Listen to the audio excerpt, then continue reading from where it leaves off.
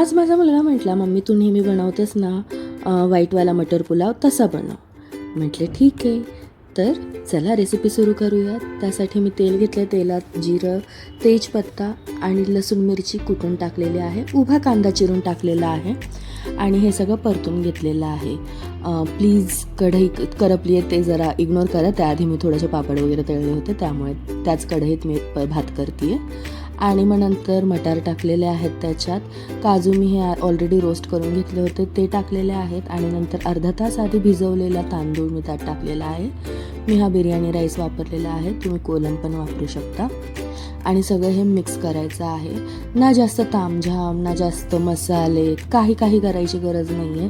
म्हणजे खूप जास्त मसाले, बाबा बिर्याणी मसाला, पुलाव मसाला, काही कुठलाही मसाला घालायची गरज नाही आहे. हा इतका सिम्पल छान भात होतो ना, एकदम डिलिशियस.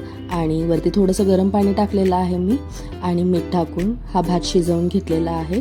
ऑलरेडी आपण आधी भिजवला होता, त्यामुळे पाणी खूप थोडं टाकलेलं आहे आणि गरम पाणी पण आहे त्यात, त्यामुळे लवकर शिजेल हा भात. बघा किती मोकळा सुटसुटीत भात होतो हा. माझ्या मुलाला, माझ्या हजबंडला खूप आवडतो हा भात. हा कुठलाही आपल्या सॅलडसोबत, आपला कोशिंबिरीसोबत वगैरे हा भात खूप छान लागतो. प्लीज ट्राय करा आणि subscribe my channel. Thank you for watching.